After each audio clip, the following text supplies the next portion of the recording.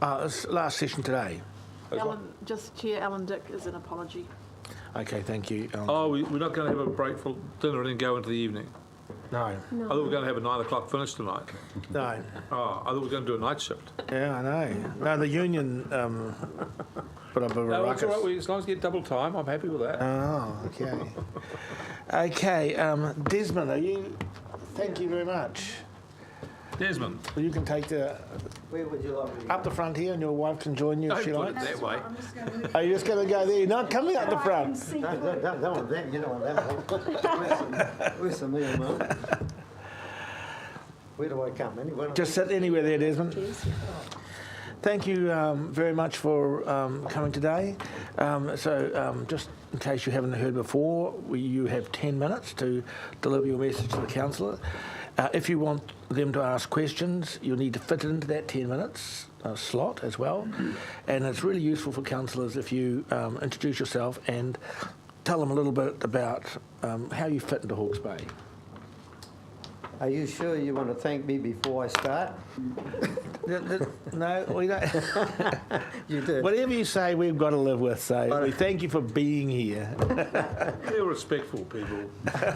Okay, my name's Desmond Green. I'm from Hastings. I was born in Hastings. I've worked half of my life in Napier, or some of my life in Napier. I've lived some of my life in Napier, but most of it in Hastings. Sort of passionate about Hawke's Bay, of course, and I have travelled overseas a fair bit at times. So I've had a variety of jobs. So most of it, or half of it's probably in clerical, and the other half has been using my hands and drawn, if you like. Okay, with that, I'll just move on. And it's hard to know where to start with this document because I'm not at all happy with your decisions. I think it's a shocking setup.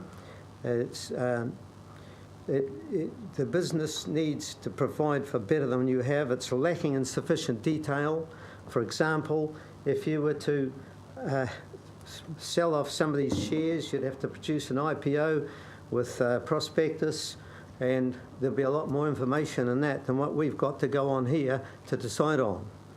So when you've got 86 million in the red, any good big business such as that would have to allow for R&M and CapEx, and that doesn't appear to have happened here in this situation in the past, which is why you're looking to pick up that debt.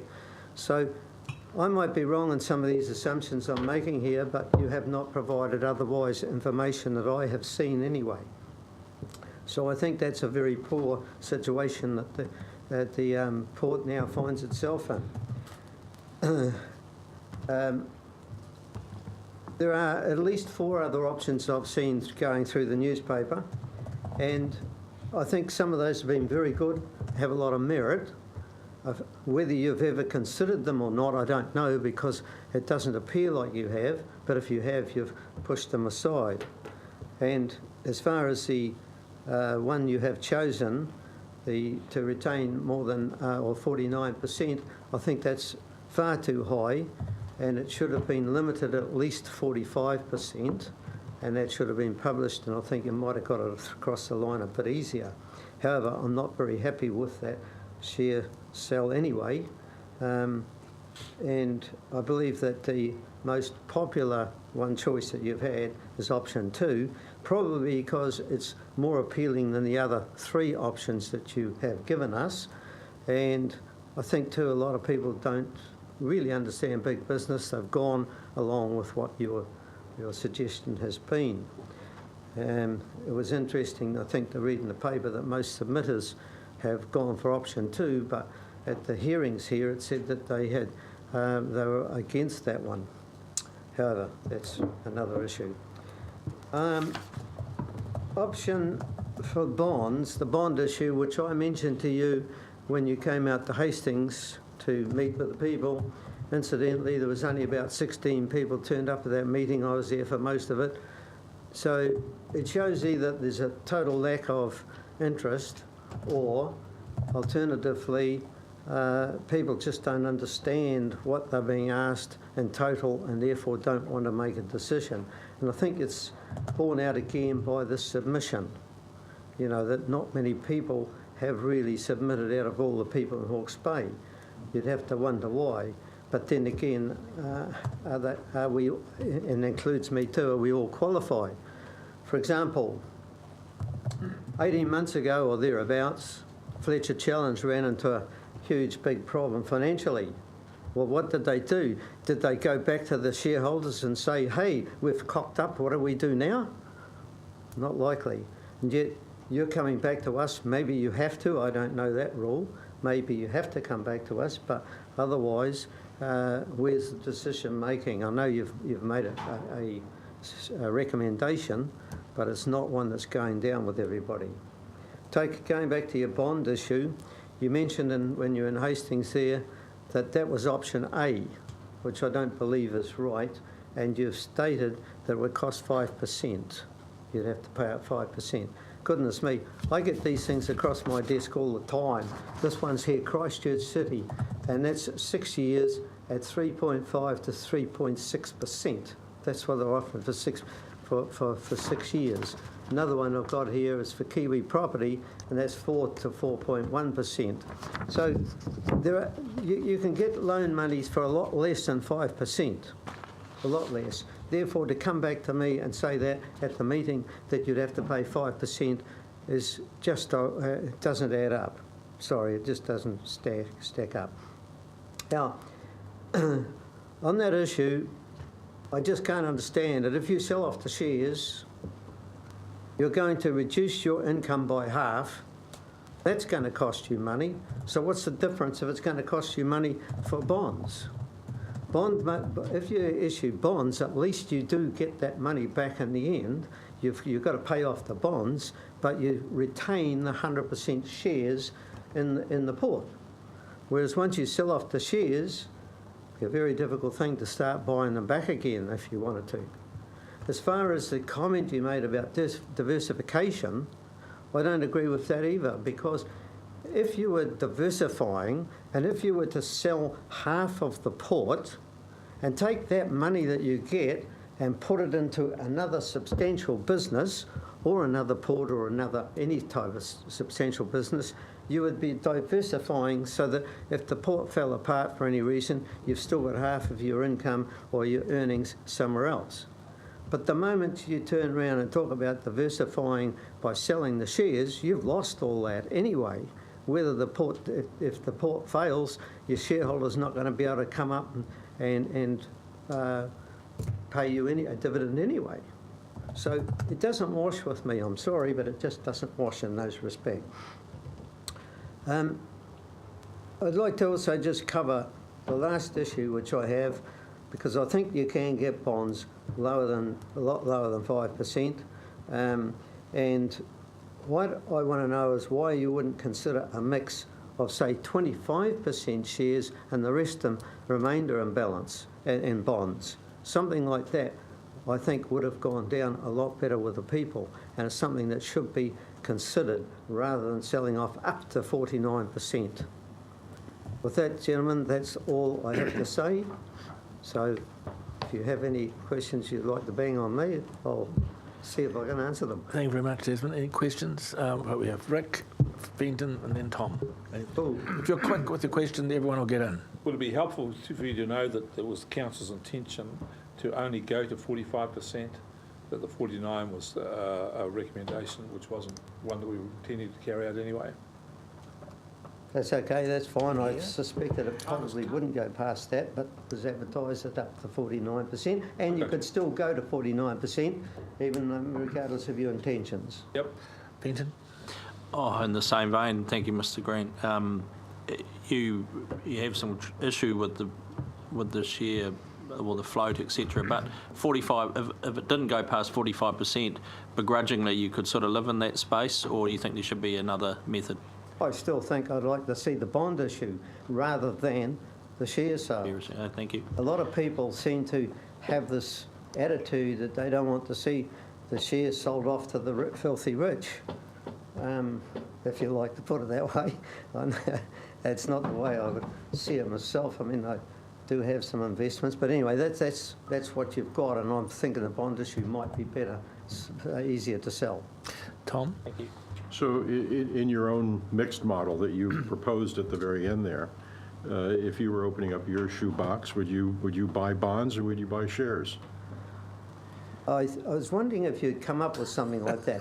First of all, I'd want to see a lot more information on the details and the financials before I made a decision. That would be the most important issue, which we haven't got yet. But if you really want to know, I'd look at both of them, to be honest. Yes, and I would. It's just how risk averse you are, isn't it? Again, it just depends again on what the offer is. I'm not saying I wouldn't buy shares. What I am saying is I just don't like it for the benefit of the port and the regional council and the people of Hawke's Bay. I don't think it's the best option in those circumstances for the reasons I already stated, that you're going to lose all of those shares. Thank you, Desmond. We've used our whole 10 minutes, so you did well. All right, well, thank you very much for the opportunity to come and speak to you. Thank you. And Really appreciate that. Is Louise here? No? Lois. Lois. Right. That's different. Lois is not here. Graham Chaplow? Chaplow. Chaplow. Graham Chaplow? Yes, Graham. Yes. Welcome, Graham. So, just to go over that again, you have 10 minutes. You can use the whole 10 minutes yourself, or you can leave some time for questions, but we've got to keep it in that time frame. Yep. And it is useful if you introduce yourself to council and say how you fit into Hawke's Bay, so they just know who they're talking to, or who's talking to them.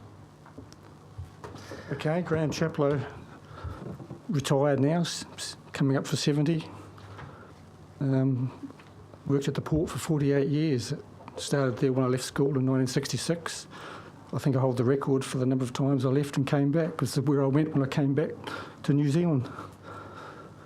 I'm not some disgruntled ex-port worker, had a good career there, but I'm a concerned ratepayer as to what's happening.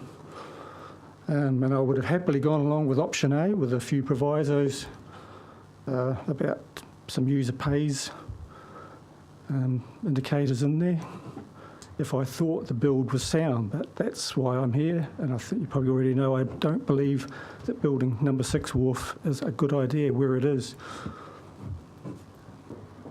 I would also want some guarantee from Regional Council, if it went ahead, that they would keep a better check on overseeing port management, because there's been a lot of failed projects over the years, and they go back a long time. And Rex, you touched on this in the paper, that you thought that port employees were happy with their lot and were happy with the wharf to go ahead. But you've got to remember that a lot of that is the fact that you can't speak out when you work there, because for fear of reprisals from management, which has happened to me in some cases, and there's confidentiality agreements which we all had to sign when we started work.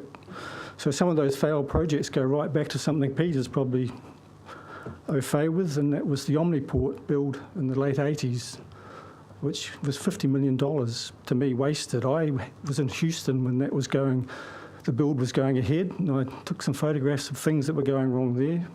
But the guy who showed me around said they were basically redundant then, but the build went ahead. The thing, I brought photos back, I was showing the door, they didn't want to know. The thing was commissioned and it never really worked, it didn't get off the ground. 7 years later it was scrapped. You've had 2 tugs that were built at great expense, where for the price of building some sort of facility up in Whangarei, you could have had 2 built for the price of 1. Both had to come back and be refurbished, and there's been ongoing problems with those.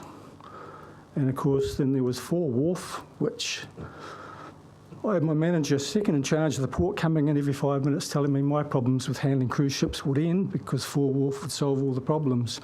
And I questioned it, but was shut down.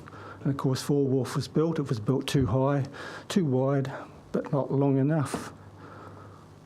Of course, part of your $89 million debt, I think, is the office build down there, which I question was really necessary. A lot of the people in that office don't really need to be within the port. They could have worked in here, uptown somewhere. The people that need to be in the port are operational people. And of course, there's been a lot of failed cargoes that I've spoken out about and wasn't listened to. One was wood pallets, but I won't go into that. And Sixth Wharf is totally in the wrong place as far as I'm concerned. I've worked down there, as I say, 48 years. Used to work a lot in that area. I'd worked in the container area, done everything down there except pilot the ships in and act as the CEO, I suppose. But Sixth Wharf used to watch that area, and the sea gets really rough. The swell comes around that breakwater. If you're not going to extend the breakwater, that swell really hits hard there. I mean, some of you might remember I was actually on duty the night the Amakura hit those rocks where the wharf is going to go, and was puddling around in petrol pouring out of the side of the ship, standing there with Captain George Gunn, the harbour master at the time. Its problem is, and other people have alluded to this, the port's outgrown itself. And I've seen that over the years. Cargo's got too heavy for the port. We were working with heavy cargo because we did things that probably broke rules a little bit doing it, but we managed, we got through. And of course, it's not a safe harbour, unlike Tauranga, Auckland. And if you introduce some sort of dynamic mooring system, no mooring system in the world is going to hold ships against the swell that comes off that breakwater. Even in Holland, they've got the electromagnetic mooring system, and even when swell gets heavy, they have to shift ships off the berth. And what was depicted in your brochure, the picture there, the ship there is actually very small when you compare it to that cruise ship there. That wharf's going to go out further than what it looks there, and the ship's berth there will go out further. So they're going to end up blocking what fairway you've got, and I think you're going to be at very close quarters to what structure's there, trying to get ships in and out and trying to get around a very hard bend. The cranes too, the cranes at the moment, the Gotwald cranes, they struggle to reach the far side of some vessels. They have to shift containers to get there if you bring in bigger ships. That's going to make the situation worse. And if you're looking at, I always thought the port, they missed a golden opportunity when they built 4 Wharf, because they knew then they had to strengthen 5 Wharf, and there's a join in 5 Wharf that really needs repairing. And those, I thought there was gantries were on the cards, but they will cause problems, I think, because there's not enough electricity that runs into that area. So, the way I see it, years ago, they should have looked at the option of extending 1 wharf. I worked in the log area. That area could have been cleaned out, containers put there. It's a good berth. It's safe, safer than 2 North. Got to seal that area, put the containers up there, work the staff 24 hours a day, 7 days a week that the port purports to be, but it's not. And shifted cargo is necessary. And sealed that log area and shifted the logs over to 4 Wharf, which is what it's ended up used for, because it wasn't any good for what they planned to use it for. And I haven't been there for 5 years, and I'm pretty certain that the wood chip facility is gone or finished. That area, it was a good area. We used to use that area for press-handling containers years ago. It's quite a large area. And the other option is, of course, the sea change strategy the government are looking at. I still think, whether you like it or not, I still think that's what's going to happen in New Zealand, because it happened back in the days of scan carriers when we first started containers coming into the port, where we had the roll-on, roll-off vessels, and that company ended up, they wouldn't bring the ships to Napier because they wanted to bring the bigger ships, and Auckland was the only place that could handle it. They used to drop cargo off in Australia to actually get into Auckland. They didn't want to travel the coast of New Zealand and suffer the consequences of getting caught on the bottom.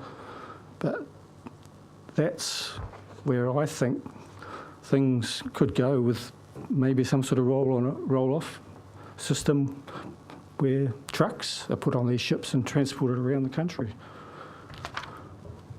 But anyway, that's me. Thank you, Graham. It was really interesting listening to your vast experience there. So, councillors, questions? Fenton? So a question we've had, thank you for your presentation, the question we've had is, you know, we need more capacity, and you have listed a range of issues that have plagued the place by the sounds of things. If the wharf wasn't to go where it was, or where it's proposed, where would you go to make more capacity?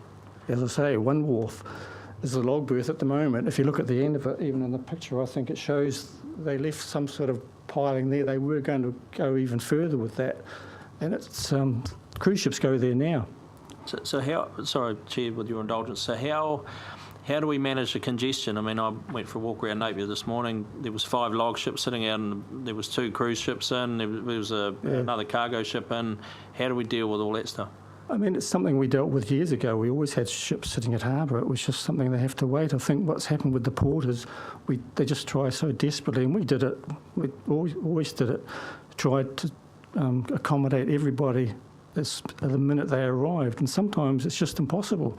Oh. And I think the logs could go, maybe there's someone down Ahariri, and they do it now with some logs. They bring them in on trucks and run them to Four Wharf, clear that area. Containers could be stored up on number 1 where the logs are at the present. It's quite a big area when you look at the picture. Thank you very much. We've used up our 10 minutes, Okay. but really do appreciate you coming in and sharing your experience with us. Thank you, Graham. Thank you. Thank you, Graham. Lois? Is Lois here? No. Sue Myles. So Lois is a DNS, is she? Yes, Sue. Yes, we can have you now. Sue.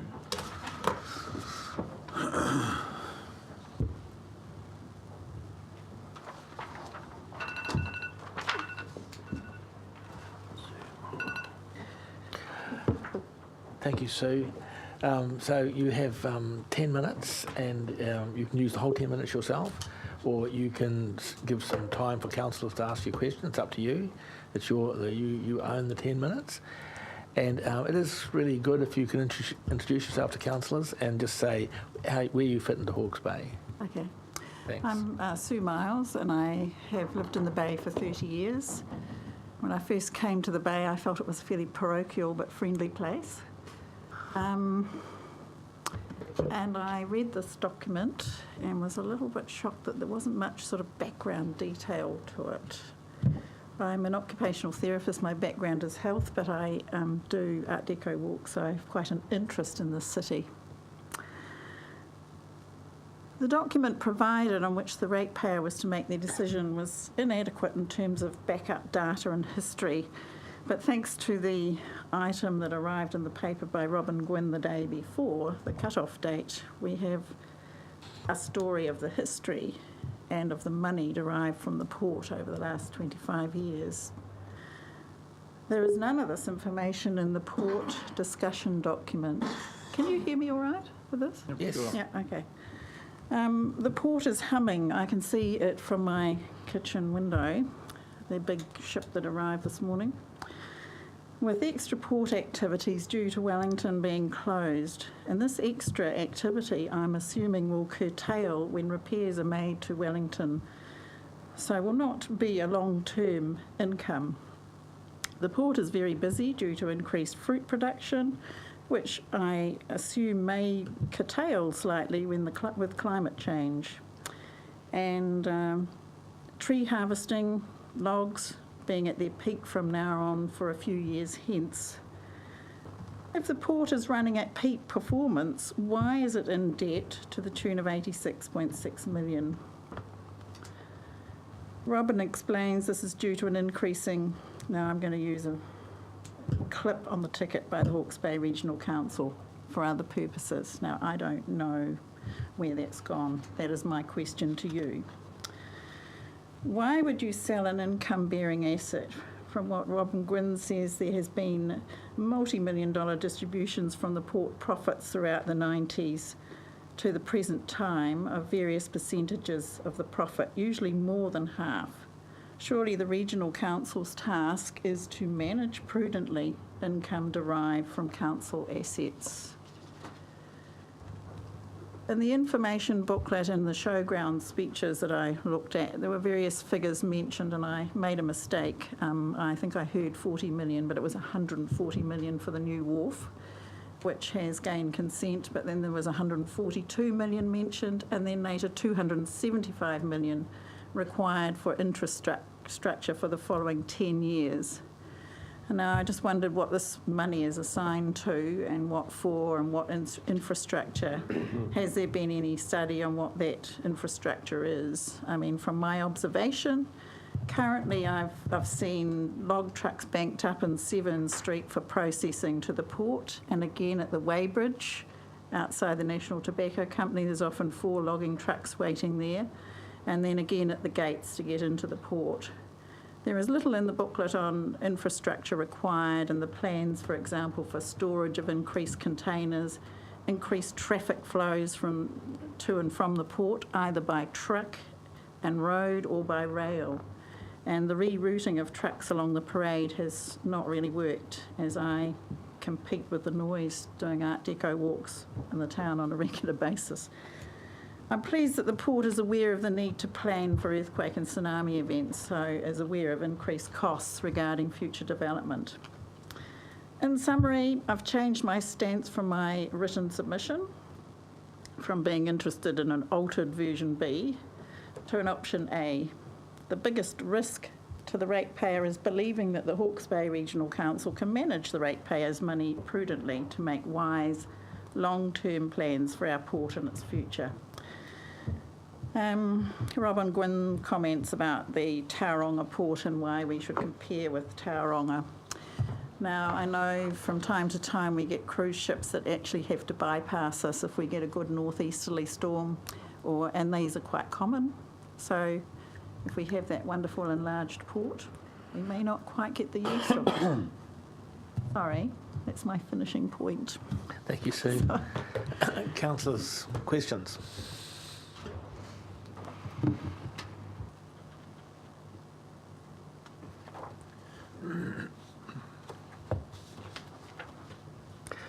No questions? I'm not going to answer my questions. What was your question? My question's about where the profits go now. Oh, Sorry. Peter's got the sheet. Oh, I've got a sheet. Yeah, but it's got the profit for the past 10 years. Yeah. And how much we have taken by way of dividend and what's been left in the port for, capital replacement, etc. So, Okay, I'd like to peruse that. So I could give a more specific answer to your question about where has it gone. So it subsidises the rates of the ratepayer to the tune of, on average, $140 a year for each ratepayer, and therefore it funds the core council services. Okay. And so we didn't take the dividend from the port. Every ratepayer would pay an extra $140 a year. It's a reversal of what happens with Unison, that the power company, instead of you pay the normal amount of power and then they give you a $220 or $250 check back. If we don't charge the full amount, we charge you less. Take it off your rates. Okay. Take it off your rates. So Thank you no for that. dividend, you pay $140. Thank you for that. It's been hidden for a long time. That's pro-rata. Pro-rata, yeah. Okay. Some people pay a lot more. Thank you, Sue. We really appreciate you taking the time out to do it. Thank you. Waited 2 days for you, Bruce. 2 days. I've been sitting here just waiting. Oh, you're calling me out now? Yeah, I certainly am. That's all right. Very good. Well, hopefully if I'm starting a bit early, I can go a bit longer. You're gonna really enliven us up, aren't you? Well, you're probably all getting a bit bored and tired by now, so I hope I'll wake you up. Never get bored, mate, but I know if we were, you're going to tidy us up. Now, you have 10 minutes, and I'm not allowed to cheat for people I know. And if you talk for the whole 10 minutes, which you're quite happy to do. I got all that. Thank you, Mr. You got all that? Chairman. And although you are well known as a famous columnist. I wouldn't say communist. Left hook. James is trying to put words in. Yes, if you could. I haven't pressed yet. So, you're fine. James is trying to put words into my mouth here. Okay, you all right? The floor is yours. Thank you. Well, yes, I'm Bruce Bisset, and I've been a number of things in my life, mostly starting with P, poet and publican, politician, and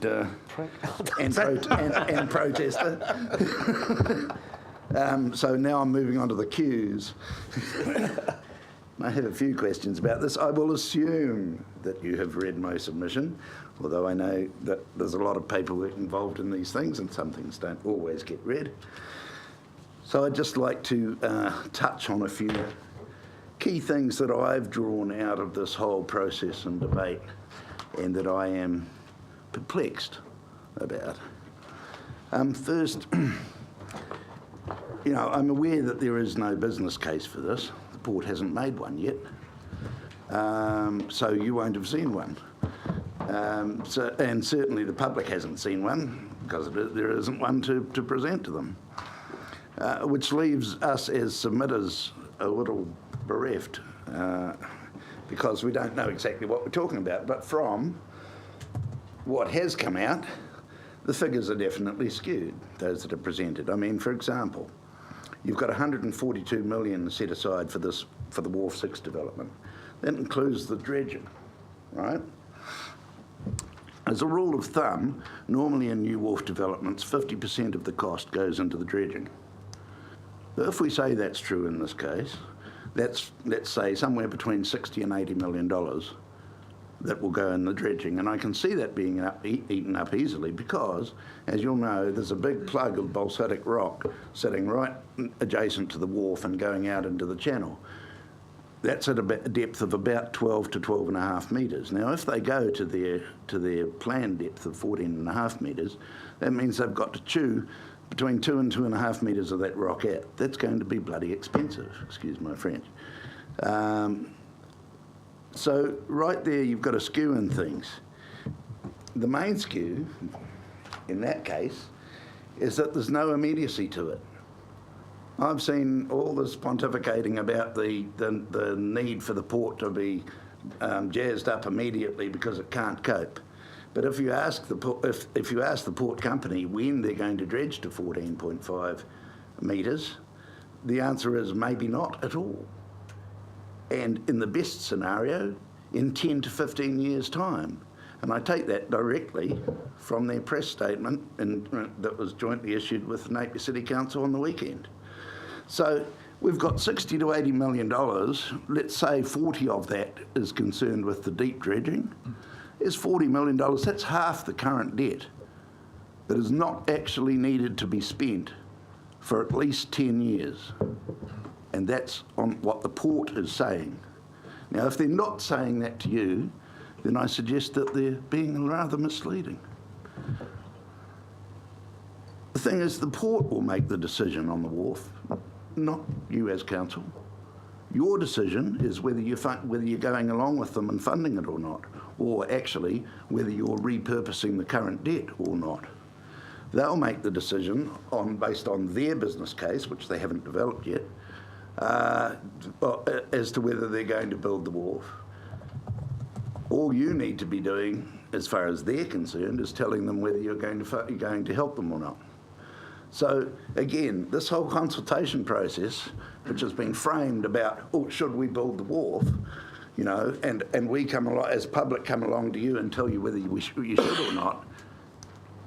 That's the port company's responsibility, Mr. Chairman, not unfortunately yours. I mean, or yours second hand, if you like, but not directly. There's been no peer review of the port's case to date. I asked the other day whether they had or not, and the answer I got was, Napier Port is currently having the assumptions within the justification report reviewed as part of our due diligence process. The decision to start construction on 6 Wharf will rely on a full business case, which includes 3 things: an uncontested resource consent, which they've almost got now. Larry seems like he's not going to appeal. A fully costed and detailed design, a decision from council on how it will be funded. Ultimately, signing off on a final business case will be a decision for Napier Port's board, as I just mentioned. until we have an uncontested resource consent, would be preemptive to tender the first stages of the dredging process. We won't be able to provide the figures because it's still subject to a procurement process, and it wouldn't be beneficial to publicly disclose our estimate. So we're dealing with a whole series of assumptions and theoreticals here. And I don't think that's good enough to make a decision on, frankly. Not for you as council and on our behalf. So there's no immediacy. There's been no peer review as yet. The port's the one that makes the ultimate decision. The figures are skewed. Well, where does that leave us? Well, with the idea, as I understand it, which is your purpose, ultimate purpose in this, of establishing an environmental fund out of the sale of, or whatever, out of whatever you can extract from the port. I fully support that. I think that's absolutely a great idea and well needed. But you're mixing two things. You're mixing oil and trying to mix oil and water. You know, you're trying to get an environmental fund out of a sale of a completely different public asset. The two don't mix. For one, you've got no guarantee that you're going to get the price that you think you're going to get for it. For two, how reliable is the port's directors for making a decent business of it? As people have already explained, and I saw one chap yesterday saying this, you know, since the port debt in about 2005 or whenever it was zero. Now it's 86.6 million. Over that time, the business of the port has expanded by about 50%. But the throughput has not kept up with the debt. You're relatively making less money and accumulating more debt every year. Now you're faced with the port saying that they want a 320 to 350 million works program over the next 10 years. How can you trust that they're going to make anything out of that? How are they going to do it? To me, it says two things. It says, one, the port directors want to be shot of you lot because they're sick of it. They don't want to be a public company anymore, and they don't want to be put under public scrutiny. They want to be privatised. And two, there's a huge upside in the business. There must be. There must be a huge upside in the business, because otherwise they would never be able to service a $350 million debt that they have said they are willing to take on so long as you take the existing 86 away. Mr. Chairman, I suggest that, you know, the growers and producers of this region, if this port is privatised, and 49% is privatisation, come on, anything over 25% gives you commercial imperative. If this port is privatised, everybody in this region will pay double what they're paying now to get stuff out of that port. It's as simple as that. Otherwise, this scheme makes no sense whatsoever. As a port director, it would make no sense whatsoever. So I'm just about at the end. I don't know how my time's going. But, you know, that's the bottom line for me. It's all theory and assumptions. And you guys may think you've been advised to the best of their ability, but I suspect there's been very little outside advice, external advice, other than from the port itself or from your own people in-house. And I would strongly suggest that before you make a decision on this, no matter which way you think you're going to go, that you go back and have some serious discussion with the port directors about what their bottom lines actually are, where they're deriving their figures from, and how the hell they think they can sustain it. Because, frankly, from where I'm sitting and look, with all the figures I've looked at, I don't see how they can. So I think that just undermines the entire project as far as I'm concerned, and I hope raises those questions for you as the decision makers around the table. Thank you.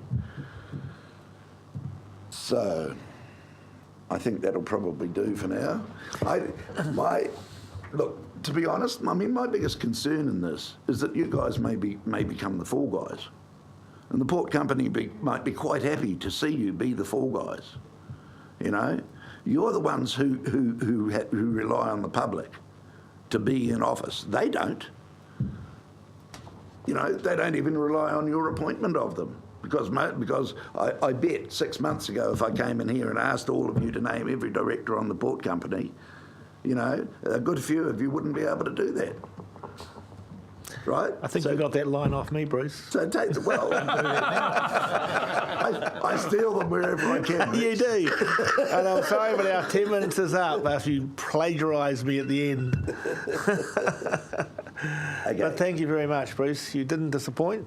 You were great. You didn't leave any room for questions, though. So, Well, you know, there's always 10 minutes before the next person's due. I'm open to questioning if you're willing. At 5:30, so we're happy to have it and have some questions if you want. thanks, Deborah. But when you get elected and you can become chairman, you can make that decision. Right now, I'm making that decision. Thank you, Bruce. Right. Deborah, on that note, would you like to come up? We're both coming up. You've got both of us. Oh, not the old man as well. Holy mackerel. Yep, no show without punch, you know that. Welcome, Robert.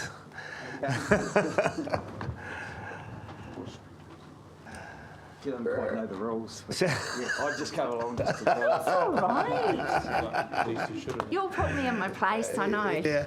Now, so you know, we've got 10 minutes, and you can use it all yourself if you like Bruce did, or you can leave some for the councillors to ask questions. And I think you're both well known to the council, but nevertheless, it's probably good to say who you are and what you do in Hawke's Bay, because I think probably people don't know that. They're full of rubbish wrecks, you know that. So, Deborah, the floor is yours. Cool. So thank you. Yes, Deborah and Robert Burnside from Clean Earth. So we're a waste and recycling company, and we serve a large number of companies and businesses that use the port. So we feel, and we go there ourselves, so we feel we're sort of quite connected to the port, even though they don't choose to use us, and they have never asked for a comparative quote from the only other option for front load disposal at the port. So maybe management might like to look at cutting some of their expenses there to Well, have they're these probably things watching happen. this. They're probably watching this at the moment. So I'm going to be like Bruce. I'm going to presume that you have read our submission. So, and we do agree with pretty much everything that everyone has said before us. My biggest thing from a personal perspective is I don't get where you've even got to the point where you're going, oh, we need to sell the port. It's not yours to sell. It's ours. It's everyone's. It is a massive piece of regional infrastructure, and Robert and I have a history of definitely petitioning council, submitting to council on pieces of infrastructure being owned by those regional bodies, by municipal bodies. We think that's really, really important. And so for us, the biggest one is the landfill. And it is important that these things are retained for the public good, basically. So we're, both of us, opposed to a sale for that purpose. But the other thing is that really stuck in my craw when I was reading this, aside from the fact the way the brochure's presented, the kind of leading people towards, if you don't sell it, we're going to up your rates. I just don't believe in that. I think that's really wrong, and there's no way that should have been put to the public in that way. I think it's a lazy way of doing a submission, in my view, and I think if you needed to do these things at the port, I'm with Bruce, like, where do you get from 0 to 86 million? And it surprises me I'm with Bruce. But, you know, where do you get from 0 to 86 million and going, oh, but yet we can borrow 350 million? There's something sort of not connecting there from a business perspective. But my biggest bugbear about this is you have not put it out to the Hawke's Bay public. Would you like us to create a $100 million investment fund on your behalf? You haven't asked us that, and you want to do that with our money. I think that's despicable. That's the only word I can apply to it. No, you may not have our money. If you do go ahead and sell the port, if everyone has been coming in here and overwhelmingly saying, oh yes, get rid of it, you must sell it, and yes, regional council, we would love for you to go and put this 100 million over there and invest it on our behalf. No, it's our money. If you sell it, you should give that money back to the ratepayers, because the port is ours. It's not yours. It's just not yours. You are the guardians of it. But it's not yours to sell. It's not an investment asset like you're proposing with an investment fund. It is a piece of significant regional support infrastructure for our prosperity, everyone's prosperity. So I just think the fact that you've gone straight to some things need to happen at the port. Oh, we can't really afford it. Shoot, we'll have to sell it. Oh, but hey, let's do this cool thing over here with your money. No. If you're going to sell it, you have to give our money back, and then you have to ask us if you may have that money to make an investment fund over here, because you're not investment fund managers. You're just not. And as an employer, cool, I can say, if someone is working for me and there's KiwiSaver, I am not allowed by law to say to that employee anything about KiwiSaver, nothing. I cannot give them any financial advice at all. But you've put this document out there to the public, and it is basically a piece of financial, you're saying, we're going to sell this and we're going to put it over here, and what do you think about that? They need proper financial advice on that. That's massive, $100 million, and you want to put it in the hands of who? A firm, one individual investor, a collective of them? Our money. Our money. You can't do that. You have not asked about that. You just have not asked about that. That's quite aside from all the other problems I have with the document and the options in there. So, because the lovely man knows far more about that than me, he'll go to the positive thing that we think is a better idea. Well, or an idea that you didn't put in here, and you put an idea in here that you'd already rejected in the first place. So that also, another word, despicable, only word I can put to it. You were never going to do one of the options. Can't remember which one. Oh, the lease. You were never going to do that, and yet you put it in there out to the public. That's really naughty. That's just naughty. Yeah, and I guess the thing that gets us is, instead of the stupid lease one, why didn't you put in about a bond issue? You know, that was the obvious thing to do. And that's what everybody is saying you should have done. These fund managers, where you want to put this money, are crying out to buy bonds. And I was talking to a manager of Eastern and Central, and they've got hold a lot of bonds overseas, and he said, well, if the council or the port put out bonds, we'd be really keen to buy them and liquidate our overseas bonds to buy them. And the other thing is too about increasing the value by making it a public company. I've seen it all before. The only way they increase value is put up the charges. There's no magic way of creating money. So it always gets back to earnings and what your earnings are, and the value on the share market is going to be a price-earnings ratio, and it always gets back to what it earns. Now, how's the port going to earn more money? It's going to earn more money by increasing charges. Who pays those charges? We do. Everybody in Hawke's Bay pays those charges. So where's the value? Where have we won? We haven't. Any questions? What a question. Robert, what do you think the interest rate on the bond would be? Probably around 4%. 4%. Yeah, and the other thing about doing that now would be your rates are pretty low. And so if you can lock it in for 5 years or whatever, you're winning. Yeah. Paul. Thank you, Chair. Thank you, Deborah. Thank you, Robert. How would you handle bonds in terms of where would they sit on the balance sheet? In terms of there'd be debt on the balance sheet, or? Yeah, well, it would just be another way of the port borrowing money, and effectively it's going to be a well sought after one, because in a roundabout way it's underwritten by the council. Okay, so you're talking about bonds underwriting the whole development, including the repayment of the current debt that they hold to commercial bankers?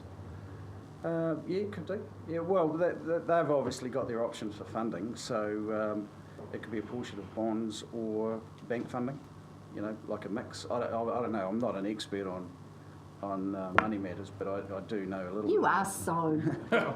He is so. I do know a little bit about bonds, but I'm not a banker. No. So, yeah, bonds is a very good way of getting funds. Yeah. And it's good for people to buy them too, because they've got a guaranteed income. So you get the bonds presumably sit as a debt on the council balance sheet, because that's who would be letting, that's what it's suggesting, and they pay 4%. So where's the money for the 4% on the 100 million going to come from, just a round figure? Well, that's the thing. If your business case for building this new wharf can't sustain 4%, well, don't even go there. Yeah. You know, like any normal business would say, well, I need to make plus 4% to do it. If you can't do it, forget about it. Now, the other thing is too, that I forgot to say, is a lot of ports overseas cannot handle the ships we're putting out now.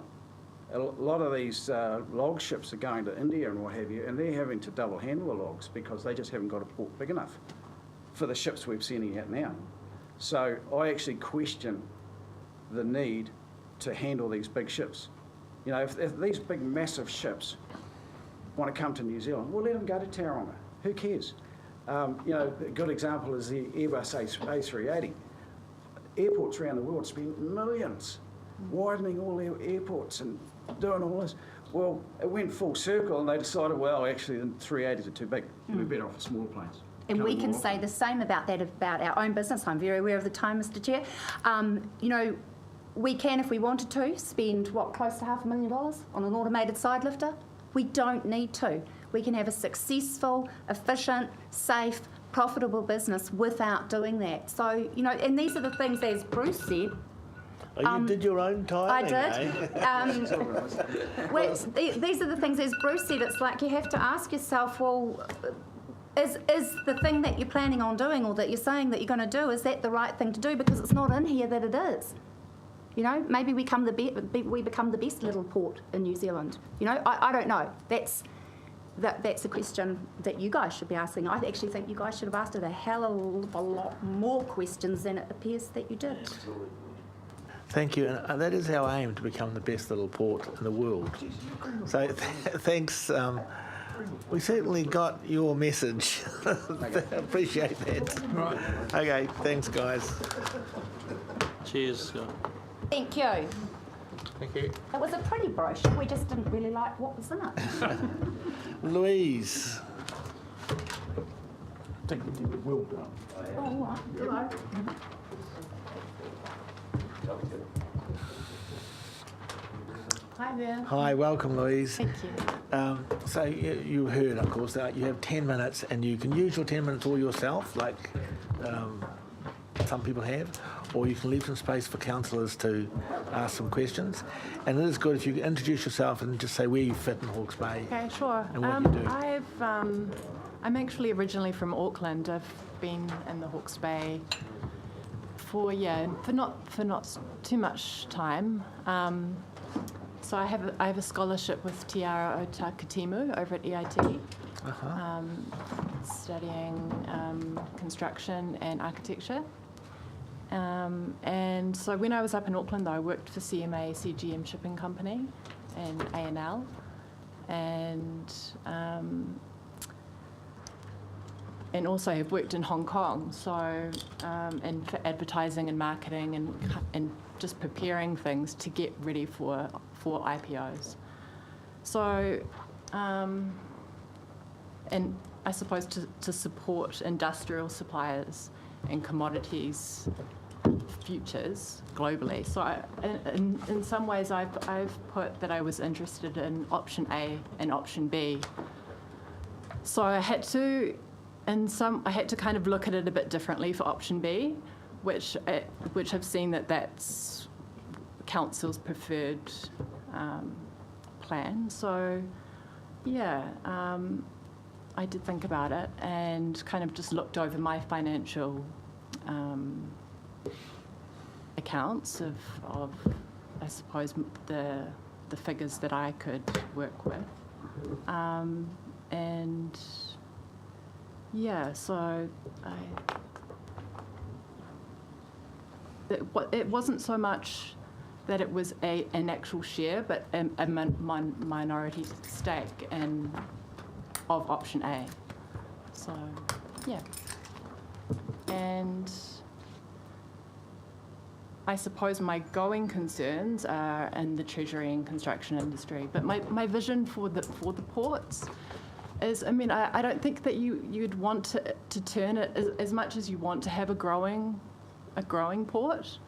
There's just so much about the area that I think is just good to retain, like the entertainment, the restaurants, the environment, and I think all those things you have to keep a really good balance, as well as kind of being there to bring in and to also to ship as well, to export. So, yeah. What option do you favour? Are you A and B. A and B? How do you do A and B? How do you make that work? So I suppose I think the option to float, I think that, I mean, as a 4% interest, but I would look at the minority stake of maybe say like the 49% as being part of a GST.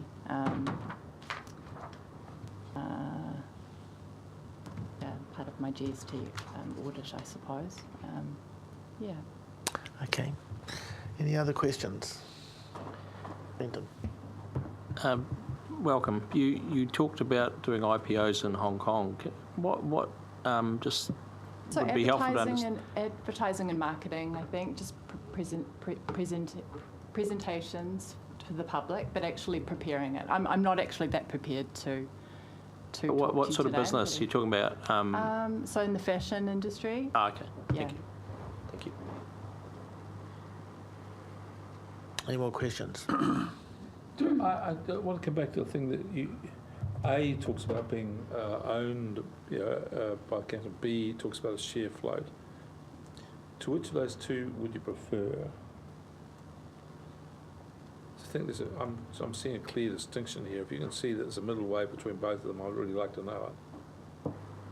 You'd like to know if I can see that there is the middle way. I think that is the middle way. I think the middle way, otherwise I probably wouldn't be here. I would just be like option A and then just carry on with. I think that's where you actually are at. Yeah. That's my instinct on that. Any more questions? Thank you very much, Thank Louise, you. Thank you. for giving up your time and coming along. Really appreciate it. Yeah, thank you. Thank you very much. Is Matt? See if Lois is here. Is Lois here? Nope. No. We've made that call several times. She's clearly not coming. Is I've Matt? written down Lois as a DNS. Yes. Is Matt here? I don't see you. Judo 550. Well, Tania, that means it's you, mate. Can we come as a team? You certainly can. My husband up. I see. You know, you've cunningly done that, haven't you? That. I know. Yeah. Like 20 minutes. Don't worry, we're not going to take that long. No. Well. Kia ora, Yeah. Louise. Kia ora. Kia ora. So welcome, both of you, and just for everyone else's benefit, I'm not putting the clock on yet.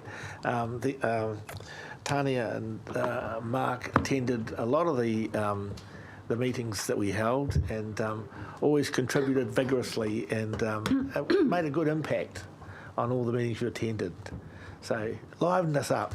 Thank you, Rex. That's what you're going to do now, isn't it? Will do. At the end of the day. Okay, floor is yours.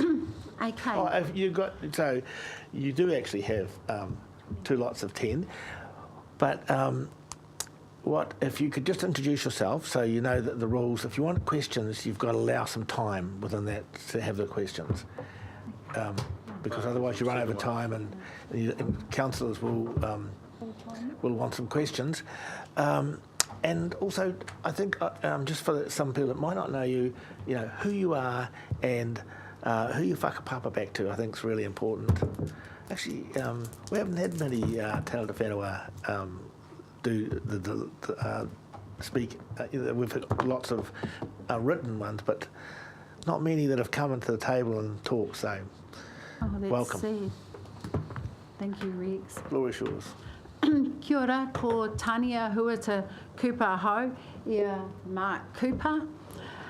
So, but I just want to get into my submission. The Port of Napier, traditionally, hapu boundaries were reaffirmed in the Y55 claim.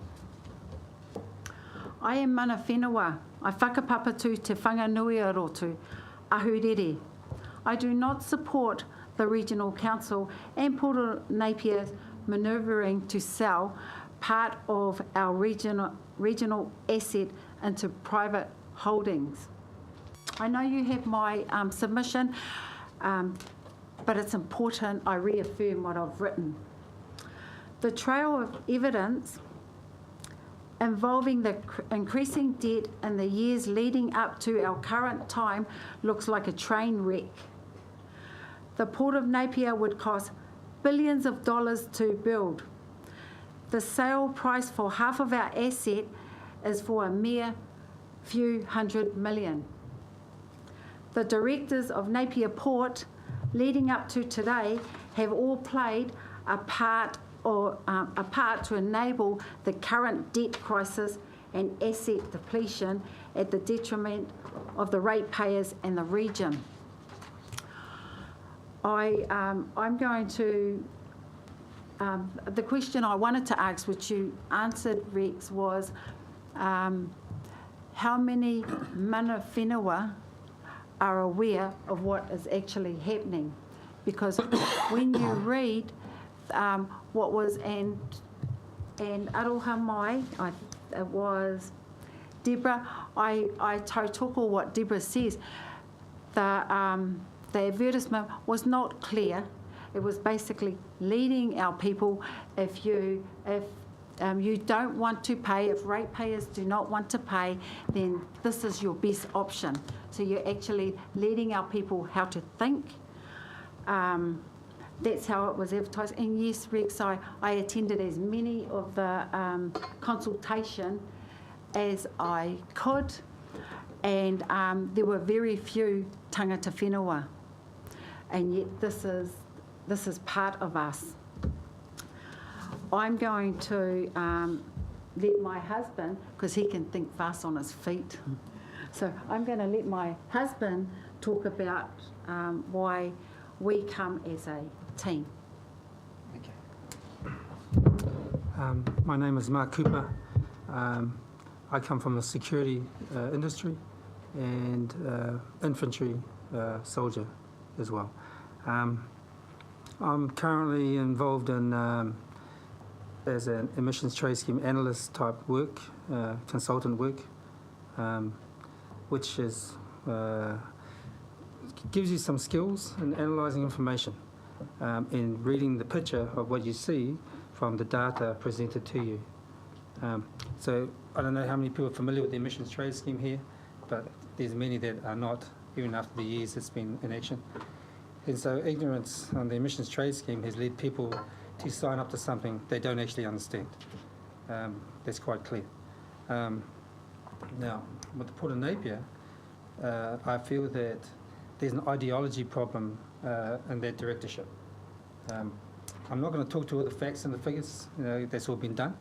There's a lot of experts before me that have made all those valid points to do with the dollars and stuff like that. So what I'm all about is the ideology of the councillors in regards to what the directors have been manoeuvring the port into to position this port for the sale that we are now facing. As someone pointed out, Bruce Bisset pointed out, the debt increase has happened quite rapidly. It's not logical, it doesn't make business sense for that debt increase to happen the way it happened, and I think they were blaming the regional council for that debt increase to a large degree, because the regional council was wanting dividends. See, that doesn't make sense either, because that means the regional council looked at their port as a cash cow, okay? So that don't make sense, because why would the regional council want to claw dividends out of a port that is an asset of strategic importance for industry and commerce in our region? Wouldn't the regional council have been better off saying, actually, this is so important, you're not a cash cow, We don't want to increase your debt because that would increase your interest rates and your interest rate payments, which just loses more and more money. So that part don't make sense either, not in a business way. So my thing is, ideologically, the councillors are elected here to be our leaders for this region by the people. You're trusted to have good leadership skills, you're trusted to have analytical skills, and you're trusted to make good decisions for the future of our region. But it would appear that a group of directors have successfully manoeuvred the regional council into now we face selling our asset to investment interests. And as we all know, shareholders from investment interests want a dividend. They want to increase their profits. So what that means is there's going to be less money coming back into this region and more money flowing out, and increased charges to make good on their profit-making ability. We've seen the same thing happen with our power companies here in New Zealand. When we privatise those, our power is one of the highest costs in the world.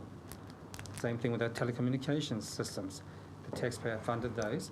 Those are now one of the highest costing in the world to make profit for their shareholders. Same thing's going to happen with the Port of Napier. Okay? And as Tania touched on, it costs billions of dollars, a few billion, to build that port today. But you're going to sell half of it for a few hundred million. See, that doesn't make sense either. Okay? Another thing that doesn't make sense, I've been talking to a few Apple cool store operators and fruit and vegetable cool store operators, and they're telling me that produce is not being kept in those cool stores for very long at all. It's actually shifting out quite rapidly. So that tells me there's no immediate problem with the flow of produce through the port at this time. Okay? So that tells me you've actually got time to sort out that cargo flow. If you perceive a problem, you've got time to actually work that one over a few years. You don't have to rush in to an asset sale by Christmas. You see, that doesn't have to happen. Also, secondly, why would we want to sacrifice our asset and deplete it by that amount on behalf of a single sector? You quote, the horticultural industry. Why would you do that? Because we don't owe it to the horticulture industry to plunge this region into debt, and we don't owe it to them to deplete our regional asset. We don't owe that to the horticulture industry. They can fit a user pay system. If they need to hold fruit longer, then they pay for more cool store usage. It's that simple. Okay? There are various methods of cool store operations that I've talked to guys about, and the technology is changing, and they can do things now that they didn't used to be able to do in the past. But that peak time, when you're talking about the peak flow rates, that might only last for maybe a month or two of the year. That's not something I would rush into. Huge transfer of assets and all this $100 million investment program, all this other stuff, over a month or two of flow problems that were perceived by the directors. Okay? Now, as far as building a harbour for giant ships to park up in, the only thing I can see that could use that properly would be an aircraft carrier. Now, if you want to park up an aircraft carrier in there, that's okay, that's fine. That means wars on the air. That's all good. You need an aircraft carrier, but we don't need one right now. In fact, we might be better off without having one parked up in our harbour, because then we become a target, you see. So that'll cut out that military moving into that port and taking it over as a base. We don't want that happening either, because we want to keep it nice and peaceful here. Not a, not a military type strategic asset that they would like to keep hold of and take over in the event of war. Okay, so that's another thing to look at. I'm not really a good public speaker, so I don't want to talk too long. You're doing not too bad. I just feel that some port directors have been up to mischief, redirecting everybody's psychology into a problem they've created, and now they're going to provide a solution. They make everybody panic, then they jump at it out of panic, and they're given certain options to choose from. None of those options are actually very good. Other options could be put up there that haven't actually been studied or looked at. There's no feasibility studies coming out of that port for any other alternatives, like when you're going to build the Rio Taniwha Dam. They spent 20 million on consultants into that project. Okay, how much millions did they spend in consultants looking at options in this project? You know, that figure's unknown. I haven't seen it. So, yeah, I just feel like some mischievous directors have been up to no good, and some councillors have been manipulated, or I don't know, maybe they've been coerced, I don't know. But I just feel that we need to have some more ideology around patriotism towards our own country and towards our own region, and stop selling our country down the gurgler to other interests, and let's start retaining some stuff for our future generations that we can actually hold for ourselves. That's what I'm thinking. So, yeah, so any questions for me? That's me, I'm finished. And there was a question in there. Yeah, so that's me. So, if you've got any questions, ask me, I'll answer. Questions, councillors? Peter. Markham, I haven't met you before. I've had a bit to do with Tania though. You said in the early part of your remarks that you felt that the dividends that the council was extracting from the port were too great, causing a build-up of debt there. What would you think would be a fair level of dividend for the council to take as a percentage of the port's total profitability? I think probably like some kind of a acknowledgement that it's not a cash cow. It can be a cash cow if it's profitable, but obviously that's not the case because we're now 80 million plus in debt. So it was not a cash cow to be used. It should have been something that should have been looked after and enhanced. The directors should have been actually pulled up a lot earlier and come under scrutiny, and someone should have monitored that, what was happening down there. But that didn't take place. There's no scrutiny, there's no comeback, there's no repercussions. So it's like a free ride, you see, and that free ride is going to continue when they reap the benefits of, cashing in the game with a few extra $100 million in the pocket. I'm sure they'll take a percentage of that in their pay packet as being directors, as they are. So my thing would be the council should have understood that they owned a strategic asset and treated it as such, not as a cash cow. That's my thing. Any other questions? Well, just honest, I've heard this phrase a wee while now about a cash cow. So how would you define a cash cow? So something should make a profit or return a profit? Yes, no, something should make a profit, return a profit. So what would make something a cash cow? What would make something a cash cow? A cash cow is something that's been run well and effectively, and not being degraded and downgraded through mismanagement. That's what a cash cow is, something that actually makes a profit, not something that makes a profit out of debt. You don't make a profit by giving someone a dividend out of debt. There's $80 million debt there. How do you get a profit out of $80 million debt? That's my question to you. Well, quite easily. They made a profit every year. If we want to answer, we'll answer that question, even though it's against my rules. They made a profit. The port makes a profit every year, and they borrowed money for capital items, which doesn't come off the P&L, comes off the balance sheet, and they bought new tugs and all sorts of new things because the industry was expanding at such a rapid rate they weren't keeping up. But from the profit, the regional council took a dividend which averaged 60%, James, was it, over the period? About 60 years. 60% of the profit, and the rest of the profit went into capital items as well. Oh, I got you. So it's just balancing the numbers there, give them different, shift them around a little bit. Yeah, well, that's what accountants do. 80 million can become a profit. I got you. 80 million debt can now become a profit. No. I understand clearly. No, that's not quite what I said, but nevertheless, yeah. I get it. As I said, I broke my rules and all. We're not supposed to. This is your moment. It's okay. And it serves you right because you got shot down. Yeah, I did.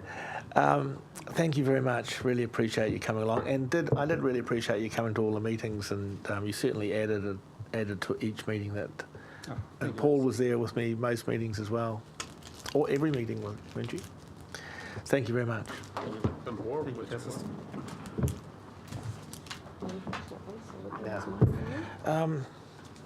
Did Matt come? Yep. Matt? Yeah. Latt LeQuesne? Latt LeQuesne. A very famous name. Are you Matt? Yeah. It's LeQuesne, by the way. LeQuesne. LeQuesne. French pronunciation is LeQuesne, isn't it? Sorry? LeQuesne. That's right. Matt LeQuesne, you're up. That would be a relation to Colin LeQuesne. Yeah, he was Old enough to remember, aren't you? how we remember him all right. If you see that in France, it's LeQuesne. He was our It's greatest. a different spelling. Is it? Yes. So I are bumped you? into a French professor at the University of Auckland and didn't say a word. I wrote my name on a bit of paper and said, please pronounce that. What did he say? She said LeQuesne. Ah. I learned something, thank you. And are you relation to the famous Yes. son? Are you? We've got a family tree that goes back to about 1312, mainly in France, which is quite neat, but my father was adopted. Okay, well, Matt, you were our last speaker today, so congratulations on that. We have 10 minutes, and you can use the whole 10 Before we start the 10 minutes, can I inquire as to where Councillor Dick is? Yeah, he didn't feel well and he went home. I think he's gone home. Yeah? This is recorded, so he can... Yeah, it is recorded, so he'll be watching it. He left me a text and said that he'll watch the recordings from home. Well, all right, my submission. Well, can you tell us, who you are, just useful for councillors, and what you do in Hawke's Bay, so, we have a little bit of a background to your submission? You can take that call if you like, to the wife. It's Alan. It's Alan. It's Alan with an apology. Yeah, you shouldn't have given Alan a hard time. I'd do it in person if he was here. My name's Matt LeQuesne, and I'm just a resident of Hawke's Bay. I drive a logging truck for a living. So I got out of bed at 20 to 2 this morning and went to work. Oh, you know about this thing then, don't you? Yeah, I would have got here sooner, but I was held up at the port. You might think it's funny. They had stop-go signs out the front, stopping the logging trucks entering the port for tour buses. Yes. Just while we're on the tour buses, did you know that cruise boat passengers can't buy a box of wine and take it back on the boat with them? You did know that? Yeah. Oh, that's good. Or swords. They can't buy swords either buy and take it swords back to either. Australia. I don't know, I've never tried to buy a sword. Never tried to take one either. Right, so... I'm going to press the button, I'm timing you. I just want to talk a little bit about my day this morning. As I've already said, I got up nice and early and went to work. But part of today was we had a driver assessor come with me, and he was assessing me. Log truck drivers are bad people, we hog the road, and so the outfit that I work for take it pretty seriously. And abuse people on email. Yes. I haven't wasted $20 million yet either. So I got talking with this driver trainer, and we were talking about wage rates. And did you know that 25 years ago, he earned more per week than I do now? 25 years later. And you guys, you want to put my rates up to pay for the port expansion, okay?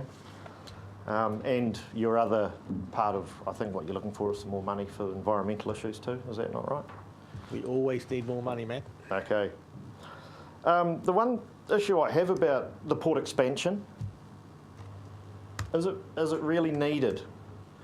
Because from what I've seen in the information floating around, it's all one-sided.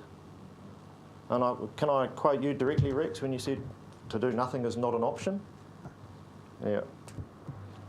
Well, the one thing is you've got an annoyed logging truck driver who's completed a 14-hour day here because you're trying to fleece his pockets, and I have to compete with lobby groups, professional, paid lobby groups making submissions, industry organisations.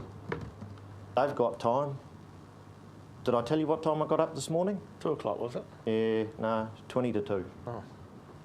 They've got time to come here and make submissions, and I've got to do this to come and make a submission. These lobby groups seem to function pretty well when it comes to getting their own way and making submissions to councils, Napier City or the Hawke's Bay Regional Council. Same as the port expansion, the pip fruit industry, whatever else is driving it, the primary producers, okay? They all have these bodies that they're all members of. But when you talk about paying for it, like with the tourists advertising that I'm paying for them, when it comes time to organising them to pay for it, it's like trying to muster cats with a team of wild dogs. Never going to happen, is it? They're good enough and smart enough to get well organised and get armed to the hilt and lobby you guys professionally, but when it comes time to paying their way in the industry, to pay for the infrastructure that they're going to use, they're missing in action. Instead, you're going to lump all of the cost onto the ratepayers.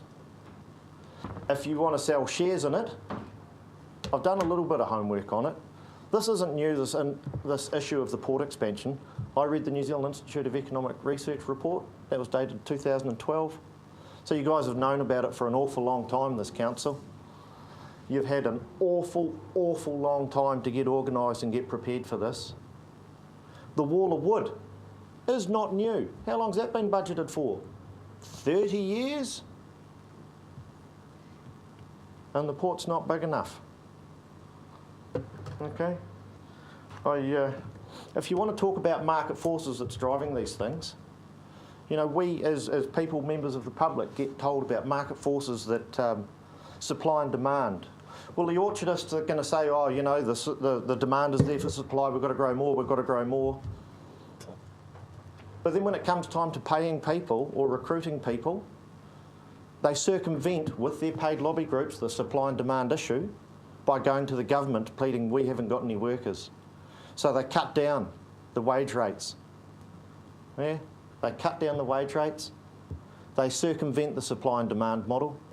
I couldn't buy a decent piece of hogget off this guy here because he's exporting it all overseas because that's what the supply says.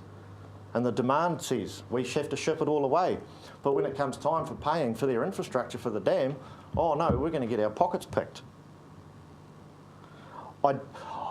I want to talk a little bit about the port and the management of the port.